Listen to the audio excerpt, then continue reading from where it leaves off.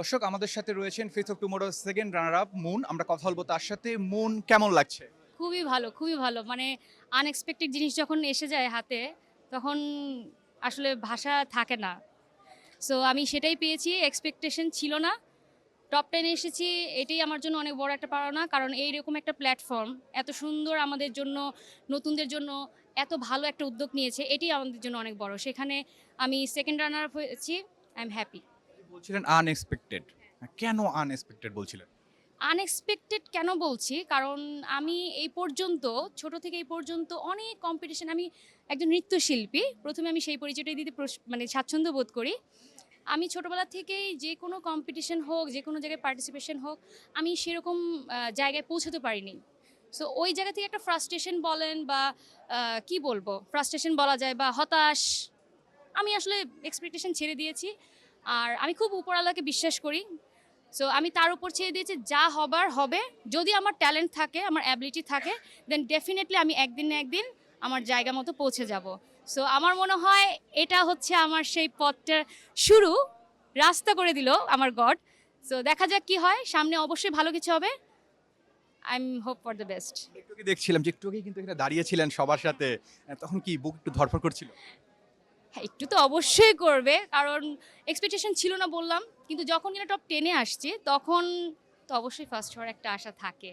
Definitely আমি বলবো না যে আমার ফার্স্ট হওয়ার আশা ছিল না, আমার আশা ছিল। বাট আমি যেটা পেয়েছি, আই এম হ্যাপি। যদি ট্রফি না উঠতো মন খারাপ হতো কতটা? একদমই না। কারণ দিন শেষে আমি এখানে এসেছি কাজের জন্য, একটা ভালো কাজ করব। নিজের যোগ্যতাটাকে আমি সবার সামনে তুলে ধরতে চাই যে আমি কতটুকু পারি। সো ওই জায়গাটা থেকে আমি এখানে এসেছিলাম। তো আমার কাছে ফার্স্ট, সেকেন্ড, থার্ড একটা হলেই যে সে সব কিছু করতে পারে, নট ম্যান্ডেটারি। একটা ভালো কাজ দিয়ে আমি সামনে কতদূর আগাতে পারবো, মানুষ আমাকে কিভাবে মনে রাখবে, সেটাই আমার মেইন আশা ছিল। সো এই জায়গাতে আমার আসার মেইন উদ্দেশ্য এটাই ছিল। সো এটা হচ্ছে আমার বোনাস।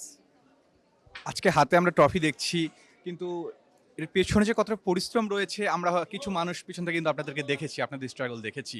তো সংক্ষেপে একটু পুরো জার্নিটা জানতে চাচ্ছিলাম। কেমন ছিল চলো ঘুরে আসি জার্নি? আচ্ছা, চলো ঘুরে আসি জার্নিটা আসলেই খুবই হার্ড ছিল। বলবো না যে খুবই মানে স্মুথলি আমরা এখানে এই পর্যন্ত চলে এসেছি। অনেক ছেলে মেয়ে এখানে অডিশন দিয়ে শর্টলিস্টেড হয়ে তারপর আমরা এই পর্যন্ত বাছাই পর্ব শেষ করে আমরা এই পর্যন্ত এসেছি। আমাদের বুট ক্যাম্প হয়েছে, সেখানে আমাদের বিভিন্ন ইনস্ট্রাক্টর আনা হয়েছে, আমাদেরকে গ্রুম করা হয়েছে, বিভিন্ন ট্রেনার দিয়ে আমাদেরকে ট্রেন করা হয়েছে। সেটা ফিজিক্যাল অ্যাক্টিভিটিস হোক, অ্যাক্টিং হোক, ডান্স হোক, সব কিছু দিয়েই।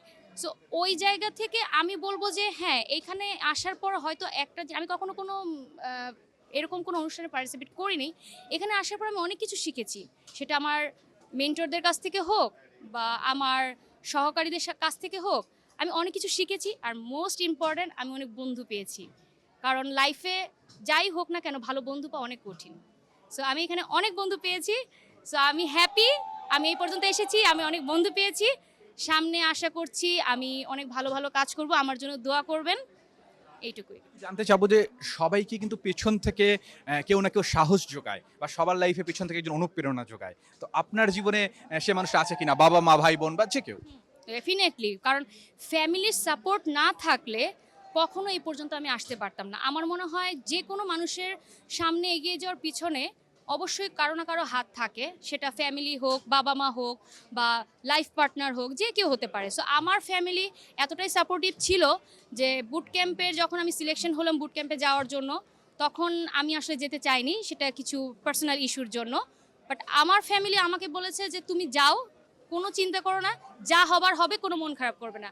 সো এই যে সাপোর্টটা, এই সাপোর্টটা না পেলে হয়তো আমি বুট ক্যাম্পেও যেতাম না, ওইখানে আমার যাত্রাটা বন্ধ হয়ে যেত, আমি এই টপ 10-এও আসতাম না, আর আমার হাতে আজকে এটাও থাকতো না। বাবা মা কেউ এসেছেন? হ্যাঁ, আমার মা এসেছে আর আমার বড় বোন এসেছে। আমার বাবা একটু অসুস্থ, এই জন্য বাবা আসতে পারেনি। তবে আমার মা আর বড় বোন এসেছে। বাবাকে কি জানিয়েছে? হ্যাঁ, ডেফিনেটলি অলরেডি জেনে গেছে। বলছে বাবা? সে তো মানে খুবই ইমোশনাল মানুষ। সো ওইভাবে করে এখনো বলিনি, মানে বাসায় গিয়ে দেখা যাক কি হয়। নিশ্চয়ই আপনি এই জায়গায় থেমে থাকবেন না, সামনে নিজেকে আরো উচ্চতায় নিয়ে যাবেন। সামনে আসলে স্বপ্নটা কি? সামনে আসলে স্বপ্ন হচ্ছে ভালো ভালো কাজ করব। আমাদের দেশে আসলে ভালো কন্টেন্ট, ভালো আর্টিস্টের অনেক অভাব। সো যে কেউ আর্টিস্ট হতে পারে, কিন্তু সেই রকম মনে রাখার মতো আর্টিস্ট অনেক কম। সবাই স্যার মোশাররফ করিম হতে পারে না, সবাই জয়া আহসান হতে পারে না। সো আমি চাই আমি কম কাজ করি বা বেশি কাজ করি সেটা আমার কাছে ইম্পর্টেন্ট না। আমি কিছু কোয়ালিটিফুল কাজ করতে চাই আর যাতে মানুষ মনে রাখে আমাকে। ফেস অফ টুমোরো আপনাদেরকে এই ধরনের একটা প্ল্যাটফর্ম করে দিয়েছে, এটা কিন্তু আপনাদের জন্য একটা অপরচুনিটি। ফেস অফ টুমোরোর উদ্দেশ্যে কি বলবেন? ডেফিনেটলি ফেস অফ টুমোরো আমাদের আসলে সুন্দর একটা প্ল্যাটফর্ম করে দিয়েছে। আর আমি পার্সোনালি বলবো যে আমি যে মিডল ক্লাস ফ্যামিলিতে বিলং করি, আমি খুব একটু চুজি বলা যায়, মানে চুজি বলবো না, আমি আসলে কাজটাকে ভালোবাসি, বাট কাজের জন্য আমি অনেক কিছু করব সেই রকম মন মানসিকতা আমার নেই। বাট এই প্ল্যাটফর্মে এসে আমি ভেবেছিলাম হয়তো মিডিয়াতেও সেম জিনিসটাই হবে, বাট আমার ধারণা সম্পূর্ণ ভুল। কারণ আমি আমার মতো মানুষ যদি এই পর্যন্ত আসতে পারে এবং এই জায়গাতে বিলং করতে পারে, দেন আমি মনে করব যে মানে এর থেকে মানে এদের মতো মানে ট্রাস্টেবল জায়গা আর কোথাও হবে না। আমি আশা করব নেক্সটে এরা যারা আরও যারা আমাদের সহকারীরা আছে বা যারা আমাদের সাথে ছিল বা যারা আরও কাজ করতে চায়, নেক্সট আবার যখন সিজন হবে তারা আসুক, তারা দেখুক, তাদের মধ্যে থেকে আবার নতুন নতুন আর্টিস্ট বের হোক।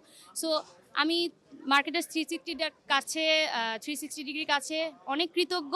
থ্যাংক ইউ সো মাচ আমার মতো একটা মানুষকে বিশ্বাস করে এই পর্যন্ত আমাকে নিয়ে এসেছে। আই হোপ সামনে আমি তাদের সাথে আরও কাজ করব, এই কামনা রইল। যারা আপনাকে দেখছে দর্শকরা বা অনেকে পিছন থেকে কিন্তু আপনার নাম বলছিল যখন আপনি স্টেজে ছিলেন, তাদের উদ্দেশ্যে কি বলবেন? হ্যাঁ ডেফিনেটলি আমি শুনছিলাম, বাট ওই যে বললাম না যে একটা নার্ভাসনেস কাজ করে, সবাই তো যার বন্ধুর নামই বলবে ডেফিনেটলি। আমার বন্ধুরা ছিল এখানে আমাদের সাপোর্ট করতে এসেছে, তো মানে ওদেরকে কি বলবো, ওরা আসলেই ওরা অনেক সাপোর্টিভ। কারণ ওরাও তো আমাদের সাথে ছিল, ওদেরও মন খারাপ হচ্ছে, ওরাও কিন্তু এই জায়গাটা ডিজার্ভ করে বা ওদেরও আশা ছিল এই জায়গায় এইভাবে দাঁড়িয়ে এই ক্রেস্টটা হাতে নিয়ে দাঁড়াবে। বাট ওরা আমাদেরকে ভালোবাসে বলে আমাদের সাপোর্ট করার জন্য আজকে আমাদের চেয়ার আপ করার জন্য ওরা আসছে। সো আমার বন্ধুদেরকে বলবো অনেক ধন্যবাদ এবং ওদের জন্য শুভকামনা, ওরাও সামনে ভালো ভালো কাজ করবে আশা রাখি। Thank you so much.